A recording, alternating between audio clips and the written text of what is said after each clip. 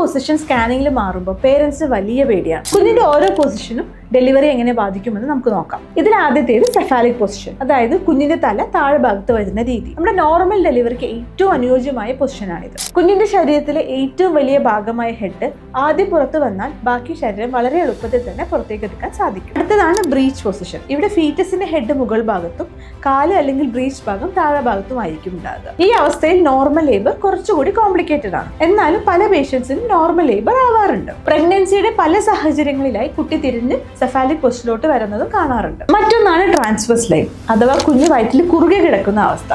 ഇങ്ങനെ കിടന്നാൽ സ്വാഭാവികമായിട്ടുള്ള നമ്മുടെ നോർമൽ ലേബർ ഡിഫിക്കൽട്ടാണ്. പ്രഗ്നൻസിയുടെ എൻഡ് വരെ ട്രാൻസ്വേഴ്സ് ലൈൻ കണ്ടിന്യൂ ചെയ്യുകയാണെങ്കിൽ സിസേറിന് അത് ഇൻഡിക്കേറ്റഡ് ആണ്. ഓർക്കുക, പ്രഗ്നൻസിയുടെ ഓരോ സമയത്തും കുട്ടി കിടക്കുന്ന പൊസിഷനിൽ മാറ്റം വരാറുണ്ട്. സോ ഡെലിവറിക്ക് തൊട്ട് മുന്നേ ബേബി ഏത് പൊസിഷനിലാണോ ഇരിക്കുന്നത് അതാണ് നമ്മുടെ മെത്തേഡ് ഓഫ് ലേബർ ഡിസൈഡ് ചെയ്യുന്ന ഒരു ഫാക്ടർ. അതുകൊണ്ട് ഇനീഷ്യൽ ടൈമുകളിലും ഇടവേളകളിലും നമ്മൾ ചെയ്യുന്ന സ്കാനിങ്ങുകളിൽ ബേബിയുടെ പൊസിഷൻ കണ്ട് നമ്മൾ ഒരിക്കലും ടെൻഷൻ അടിക്കേണ്ട കാര്യമില്ല.